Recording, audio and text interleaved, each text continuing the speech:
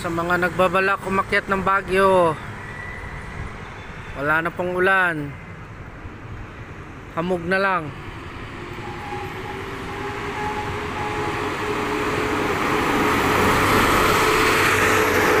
Malamig na klima ang sasalubong sa inyo. Bakasyon na. Tinatawag na kayo ng bundok.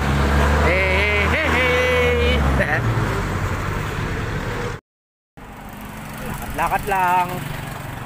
Baguio Fields. Maulap lang. Minto lang kami dahil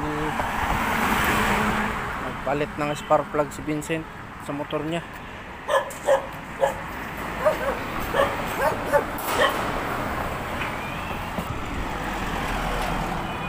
Yan o.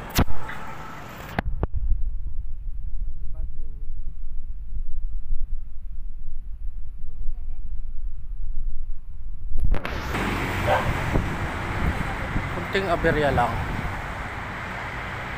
Yan o.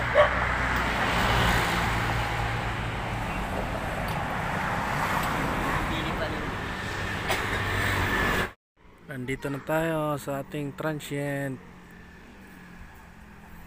Dito lang yan sa may military cut-off. Doon kami sa baba. Yan o. Park na si Max tsaka si Baby Blue. Si Click nandun sa kabila eh.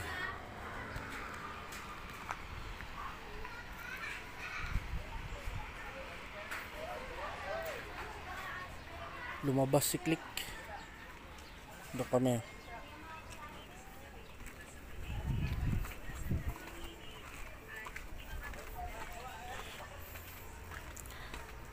Pasyal sa ano, sa aming narantang transient. Maganda na yung panahon. November 1.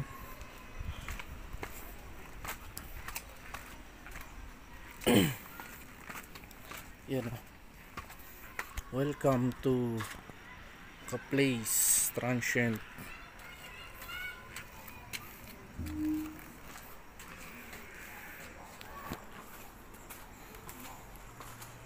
Yan o.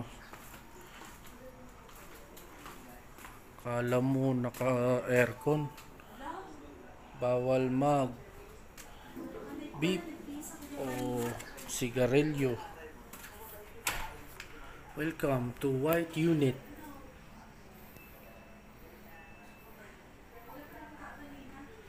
Merong ano. Nakalimutan ko, naka-live nyo pala. Doon pa naman nakatapat. Nag-visa ko.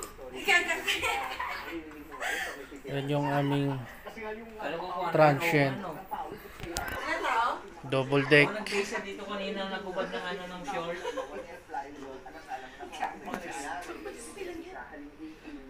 Buti wala nagabayan na ito. Saglit lang naman, mabilis naman ako. Ayan ah. Ganda. Kala mo naka aircon kami dito guys. Ayan o. Meron kaming baon. Meron din silang shilling dito, kalan. Ayan o. Merong rice cooker, heater, ang kanilang CR.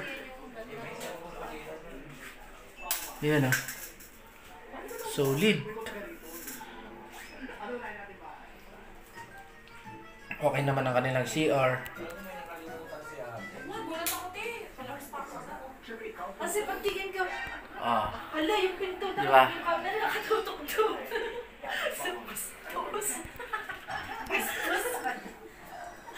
Oh, tawa ka ng tawa dyan. Video ka na. Ayan na.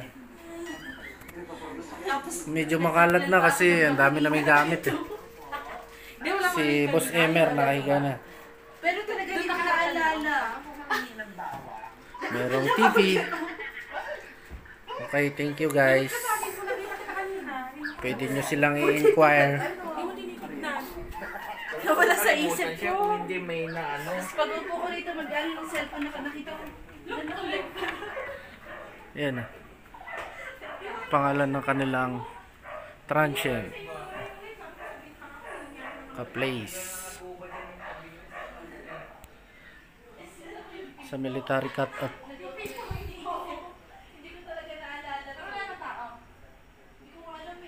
Meron silang CCTV.